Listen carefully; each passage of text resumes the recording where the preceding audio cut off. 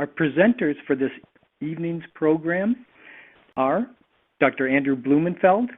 Dr. Blumenfeld is the director of the Headache Center of Southern California. He is a fellow of the American Academy of Neurology and the American Headache Society. He has published widely and has been an active researcher in headache for many years.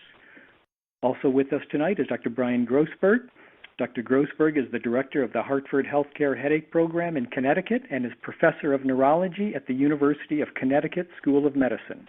He has published widely, having either authored or co-authored numerous peer-reviewed publications, invited reviews, textbooks, book chapters, and abstracts. So let me just read our indication for use. Theranica is the makers of Nerivio. Nerivio is indicated for acute treatment of migraine with or without aura in patients 18 years of age or older who do not have chronic migraine. It is a prescription use, self-administered device for use in the home environment at the onset of migraine headache or aura. Important safety information. Nerivio should not be used by people with congestive heart failure, severe cardiac or cerebrovascular disease, or uncontrolled epilepsy. Nerivio should not be used by anyone with active implantable medical devices such as a pacemaker or hearing aid implant. It should only be applied on the upper arm over dry, healthy skin with normal physical sensation and without any metallic implants or in proximity to cancerous lesions. Nerivio has not been evaluated in pregnancy or those under age 18. For full use instructions and safety information, please see the Nerivio user manual. And with that, I will turn it over to our first presenter for the evening, Dr. Blumenfeld. The floor is yours. Now we're going to talk about remote electrical neuromodulation, which is different from a TENS. And I find this very interesting that this system has been developed, and what it utilizes is an internal mechanism that we all have to inhibit pain. And this is referred to as a descending pathway. It's carrying messages from the higher sinus, the cortex, down through the brainstem to inhibit pain impulses traveling up the brainstem to the thalamus. And this pathway, the activation of it, is called the conditioned pain modulation. And this allows Nerivio to be used with other medications because it's not going to interact in any way with them. And that's really a very strong factor of this device. So what was first described way back in the 1970s in experiments that were being done in rats was that pain elsewhere in the body inhibited pain that was acute and disabling. And it took a long time from the 1970s all the way up until Nerivio was approved for this to be utilized as a medical treatment. So this is completely separate from the TENS unit and the method of action of the TENS unit. And it's distinct from the gate theory. The gate theory is something that we'll look at as used as part of the TENS system. But for Nerivio, it's this conditioned pain modulation with activation of the descending pathways. So during a migraine attack, the trigeminal nerve is becoming activated. And there are different fiber types within the trigeminal nerve. There's C fibers and A delta fibers. And the A delta fibers are thinly myelinated, and the C fibers are unmyelinated fibers. Now, C fibers actually are the ones that are releasing CGRP and causing vasoactive changes in the meninges of the brain.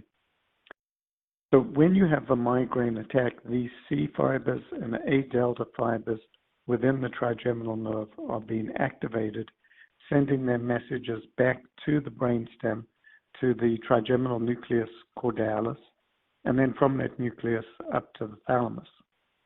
So with Nerivio, we're applying a remote electrical stimulation in the upper arm, and this is a non-painful stimulation. And when you apply that stimulation in the upper arm, you stimulate C and A delta fibers in the arm. And these fibers will carry messages back to the cervical spine, and then they ascend in the spinothalamic tract up to the thalamus, and then induce an inhibitory pathway that will block the fibers that are sending messages up from the trigeminal nucleus. So let's look at what happens with a TENS unit.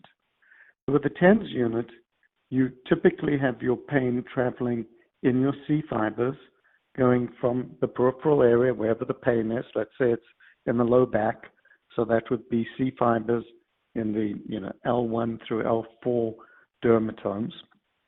And you put your TENS unit on the patient's back in the area, in the dermatome, where the patient is feeling that pain. And the TENS unit stimulates mechanoreceptors, which are actually A beta fibers. And when it does that, it has an interneuron that inhibits the C fibers from working. So you have to apply the TENS stimulation at the site where you want to block the pain. And it will only work while the electrical stimulus is active. In other words, when you switch off the TENS unit, that inhibitory interneuron is no longer firing, and your C fiber can once again transmit pain from the periphery up the spinal cord to the brain. Now, if we look at the distinction between the remote electrical modulation and the transcutaneous electrical nerve stimulation that is the TENS system, the gate theory. The gate theory is working on the ascending pathways, the pathways that are carrying the message up to the brain, and it's working through activation of those mechanical receptors in the A beta fibers with the inhibitory interneuron switching on. When we look at the remote electrical neuromodulation, we're stimulating the descending pathway. This is the internal inhibitory pathway, and we're stimulating it by providing a subpainful threshold or subpainful stimulus to C and A delta fibers in the periphery, and that requires a high pulse frequency with a very specific pulse width that can be used. But once you activate that descending pathway, you have a global effect on pain. You're switching off pain coming from any other source because it's the central pathway that's now being activated, not the peripheral pathway as you see with the TENS unit. So this diagram is an easy way for us to look at the anatomy of this. The ascending pathway is shown here in red. So if we just follow that first for migraine, we're looking at the trigeminal nerve, its C and A delta fibers, taking its messages back to the trigeminal nerve complex, and then it's ascending through the trigeminothalamic tract to the thalamus. This pathway is an excitatory pathway, so it uses glutamate to activate it. That's the main neurotransmitter that is an on switch for the ascending pathway. And as those messages travel up, they're going to pass through multiple structures in the brainstem with interconnections to the locus ceruleus, to the rostral-ventral medulla, and also the periaqueductal gray.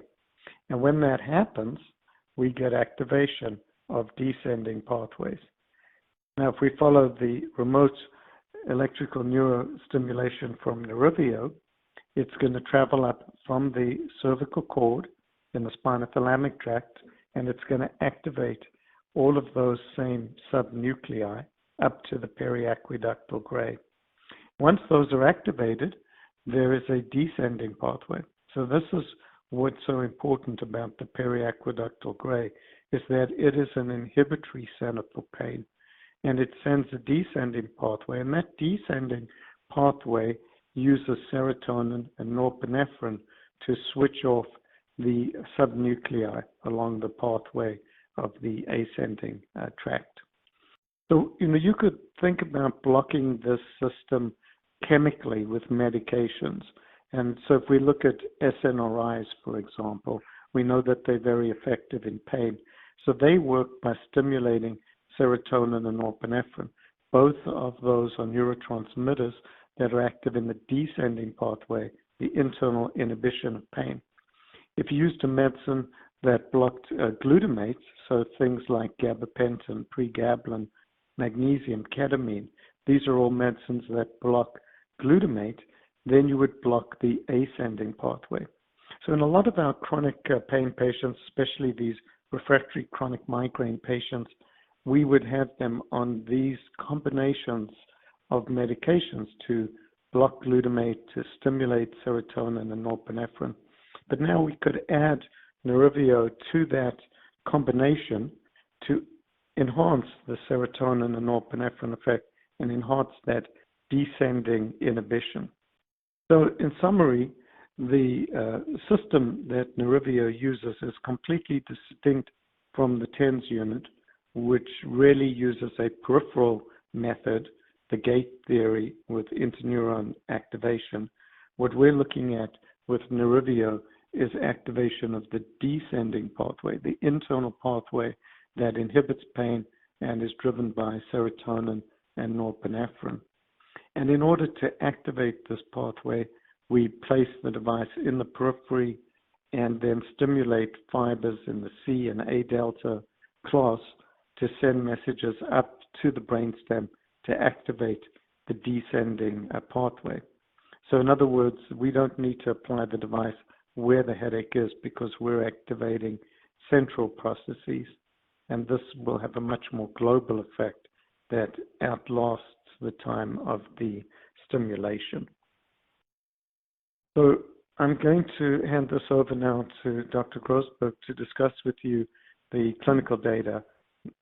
Brian? Yes, thank you, Andy. I'm now going to review the clinical data for the Nerivio device.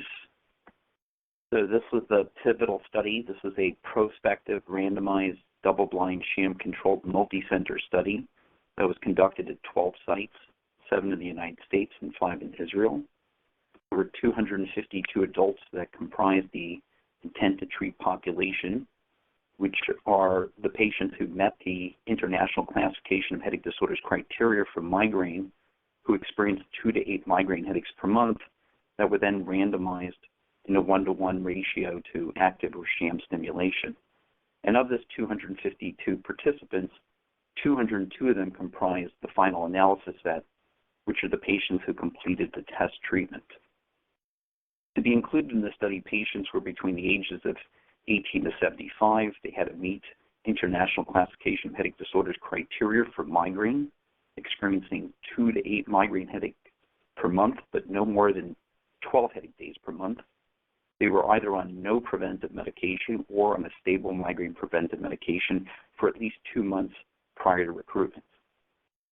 Patients who were excluded from the study were those that were pregnant, trying to conceive, those that were nursing, those patients who experienced pure menstrual migraine, those patients who had implanted electrical devices or had received IV medication for headache, onabotulinum toxin type A, or nerve blocks in the weeks to month before the study. There were also some other exclusion criteria, including that of current use of cannabis, uncontrolled epilepsy, and other significant pain, medical or psychiatric illnesses that, in the opinion of the investigator, could confound study assessments. The study was divided into 3 phases. There was a 4-week run-in phase before randomization, a 6-week double-blind treatment phase, and then an 8-week open-label phase. And I'm going to go through the design of the study shortly. The results of the study were published in the journal Headache in May of 2019. And so this is the pivotal study design, and I'll break it up for everyone. After enrollment, study subjects were trained to use the electronic diary app installed on their smartphone. Participants then completed a migraine diary for 1 month during the run-in phase, in which all migraine attacks were documented, noting baseline pain and 2-hour post-treatment pain rating on a 0 to 3 scale. During the run-in phase, participants treated their attacks of migraine with the usual care, which means that they either used their migraine-specific or non-specific medications. And after this, eligible participants were then randomized in a 1-to-1 fashion to either active or the sham stimulation in a double-blind manner during that 6 weeks. During this time, participants were then trained to use the device for the acute treatment of migraine, and this included finding their own optimal individual stimulation intensity level. as Andy said, that was well felt but not painful, stimulating those C and A delta fibers. Training was specifically done on the device assigned to each individual patient in order to maintain blinding.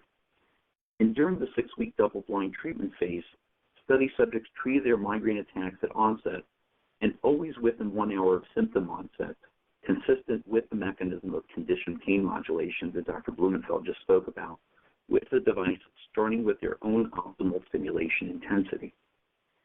And the first reported treatment was considered a training treatment, which verified that all the participants were using the device properly, and it was only included in the safety analysis. More than 90% of the participants used the device correctly. The next attack, which was the primary attack, was the first fully treated attack following the training attack, and this was the migraine attack that was used for both efficacy and safety analysis. Once again, patients treated within 1 hour of symptom onset. And then the study subjects were allowed to treat up to 3 additional attacks, and then had the opportunity to be enrolled into an 8-week open-label treatment phase using the active treatment. In terms of the subject disposition, there were 296 participants that were enrolled, 252 that were randomized after this run-in phase, and 126 were assigned to the active group and 126 were assigned to the sham group. Of the 44 people who were not randomized, 33 failed to meet the running criteria, 9 withdrew from the study, and 2 withdrawn by the investigator due to a migraine misdiagnosis.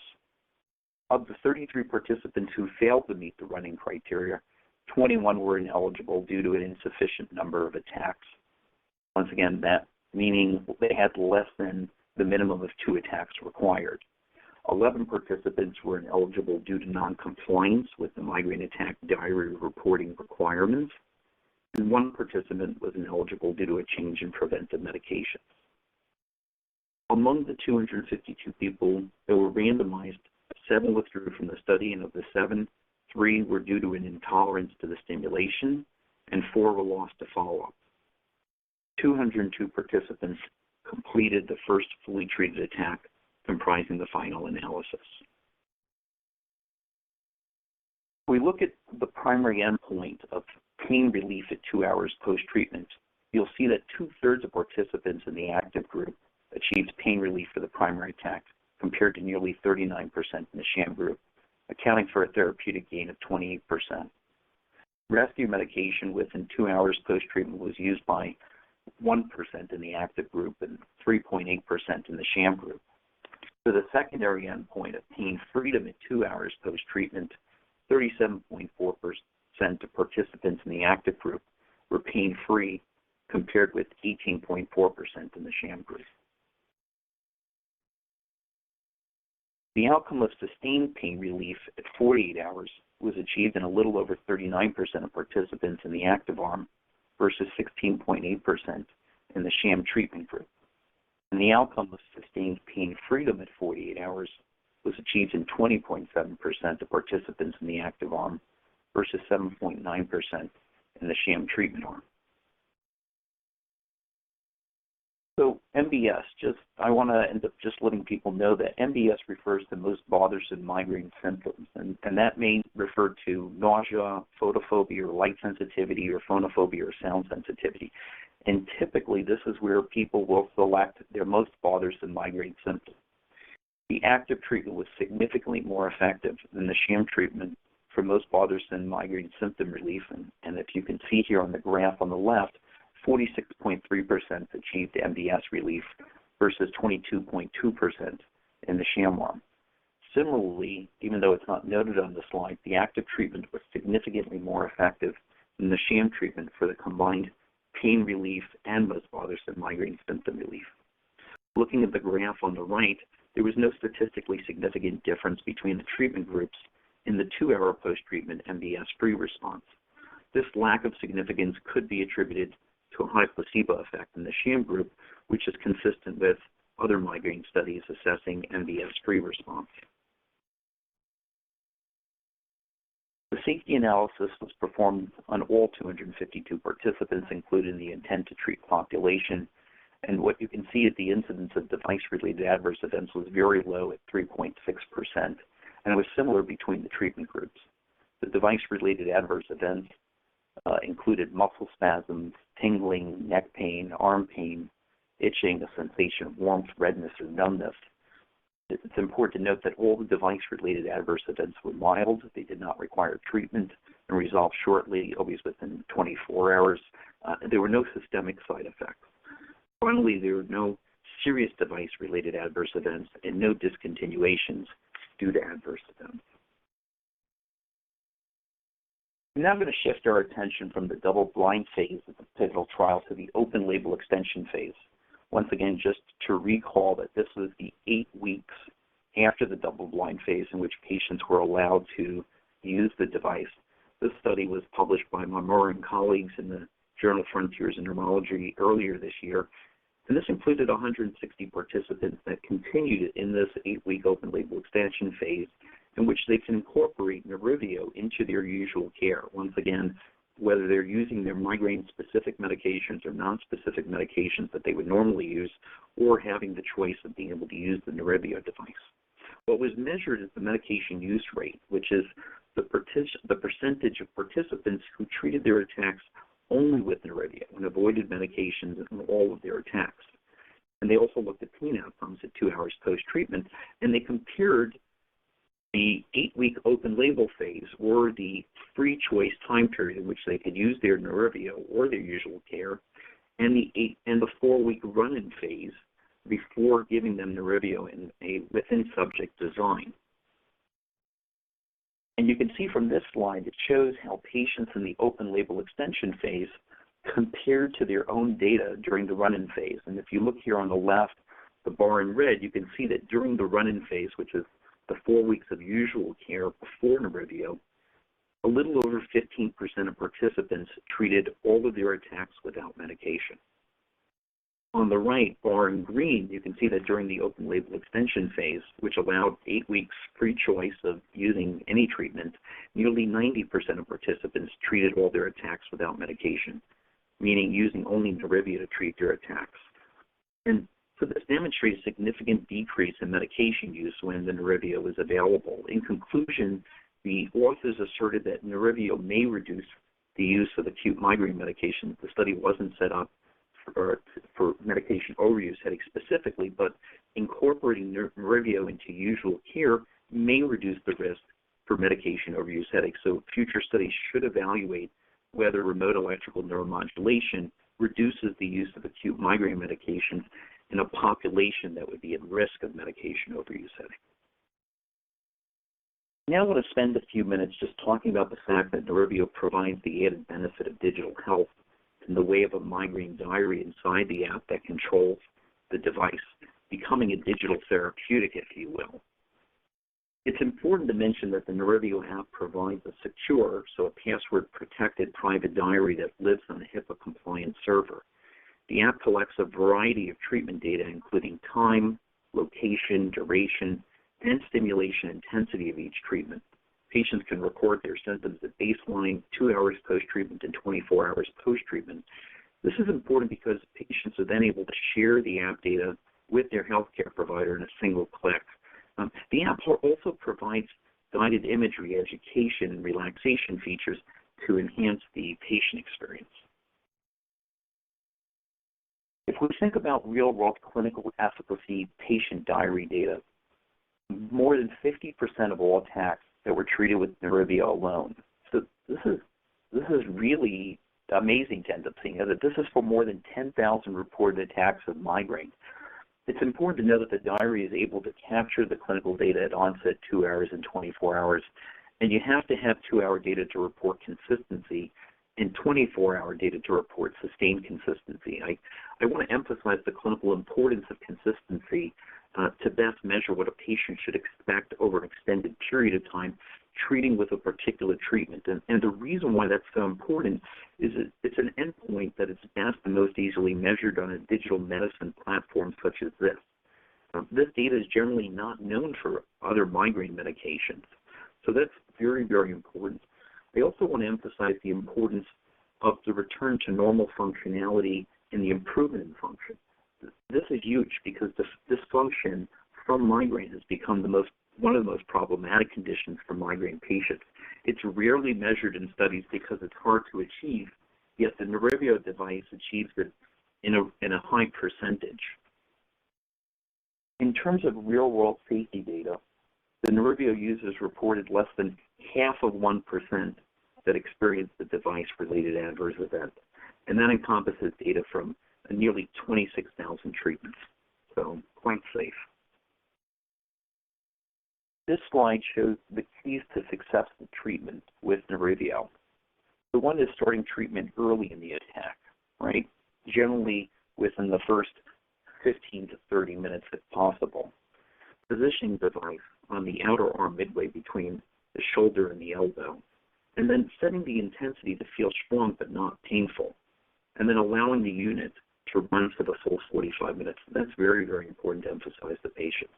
The slide also suggests an explanation to share with patients of how the device works, such as Nerivio works by activating natural pain inhibition pathways in the brain that can stop migraine headache pain. It's also important to tell patients about the Nerivio videos that are on places like YouTube, and that there is a team that's available for live phone calls to help answer questions.